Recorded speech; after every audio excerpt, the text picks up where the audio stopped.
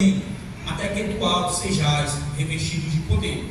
Mas no Evangelho de João, Jesus já havia falado: olha, eu vou rogar ao Pai, e Ele vos mandará outro Consolador para que esteja convosco para sempre. Então, irmãos, a gente vê a manifestação do Espírito Santo. Se a gente for para o Antigo Testamento, a gente vai ver as manifestações do Espírito Santo no Antigo Testamento.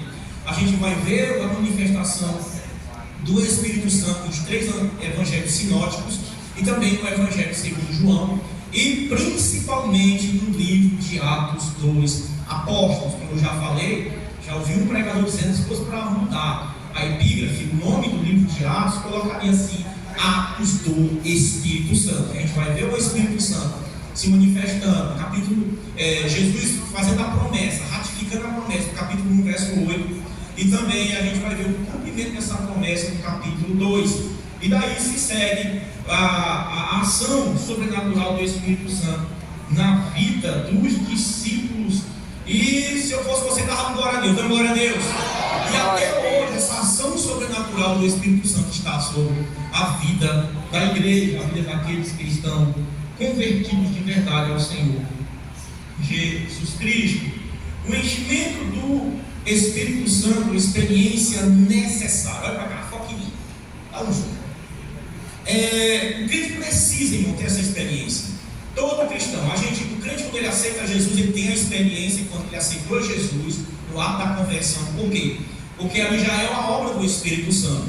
O Evangelho de João 14, 16, 8 diz que ele convencerá o mundo do pecado, da justiça e do juízo. Você, nós só aceitamos a Jesus por causa da ação sobrenatural do Espírito Santo. Alguém pregou, mas quem nos convenceu foi o Espírito Santo. E o crente não pode se limitar somente nesse particular. Eu fui convencido pelo Espírito Santo, eu vou permanecer da forma que estou.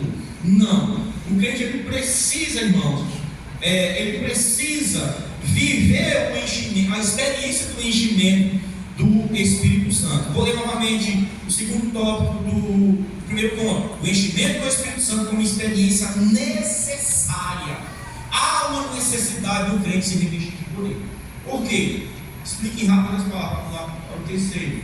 Porque, irmão, sem o poder e a influência do Espírito Santo na vida do crente, o crente não vence pecado, o crente não vence o mundo, o crente não vence as influências de Satanás. Então, se alguém pode até ter esse pensamento: eu já aceitei Jesus, eu já estou bastante tempo já na igreja, para mim já é necessário, já é o suficiente.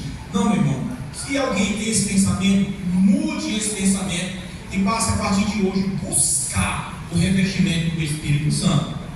O revestimento do Espírito como uma experiência concreta. Esse enchimento, irmão, ele não é um enchimento parcial, ele é um enchimento completo. O que é um enchimento completo? O enchimento completo é você pegar, digamos assim, pega um pote, sabe, no interior, crescido do mar, em íntimo. Você pega um pote, enche ele com água, ele está cheio. Quando ele está cheio, ali não tem espaço para nada. Então esse enchimento concreto, ele precisa estar na vida do crente, porque quanto mais o crente é cheio do Espírito Santo, não haverá espaço para a influência do mundo, influência do maligno e influência do pecado. Não haverá influência na vida do crente, porque o crente está cheio. E quanto mais esse pote é cheio, que é você, quanto mais você que é um vaso é cheio, vai chegar um momento que ele vai transbordar. Resume isso aqui em poucas palavras.